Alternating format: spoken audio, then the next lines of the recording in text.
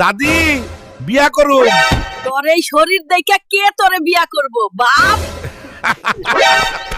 দাদি তুমি কইছিলা আমারে কে বিয়া করব, দেহ বউ লই আইছি। হালকা দুধ খায়ালো। দাদি বালতি ভইরা লইয়া হ, এইটুকু তো হইব না। এই হুলক সারাদিন ঘাস খাস আর ঘুমাস।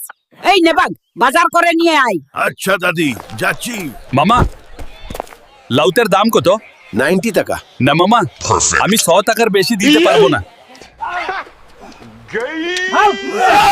হাল, তুই এটা কি করলি? পরিবেশ নোংরা করতেছিস নাকি?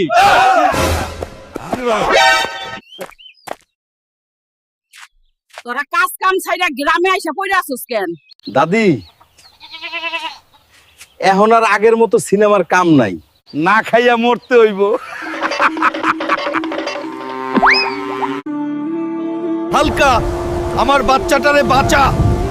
চিন্তা করো না, আমি আছি। হালকা তুই না থাকলে আমরা সব শেষ হইতাম। আমরা সবাই একে অপরের জন্য আছি। আল্লাহ তোর ভালো করব।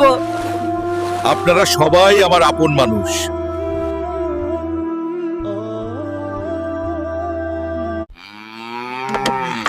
লও খাইয়া লও। এইরকম খাইলে আর চাষ কইরা কুলাইবা কেমনে? শরীরটারে একটু শুকাও। বউ খাওন লয়ে খোড়া দিও না। অনেকে আছে না খাইয়া ডাহা জমায়, কিন্তু হুট করে মরে গেলে ওই ডাহা পয়সা কেডা খাইব কও?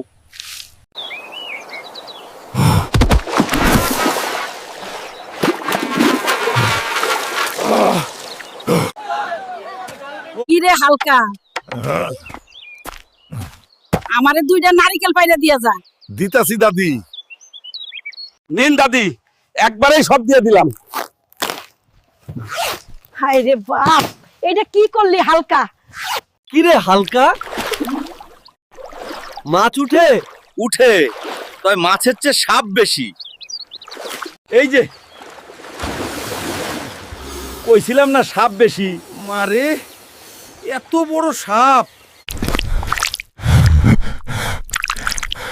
সিনেমায় তো তোমাদের দেখা যায় মহাশক্তি, তোমাদের আকাশ পাতাল জয় করে হালাও, আর অহন এইটুকু কাম করতে হাঁপাইতাছো। আজকে কোনো খাবার পাইবা না একটাইও।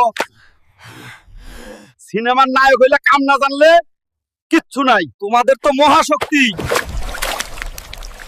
এই গেন্ট, হালকা দে নিয়ে খালি গা ঘামাও, গ্লাভস দিয়ে ধান লাগাইলে আর কি।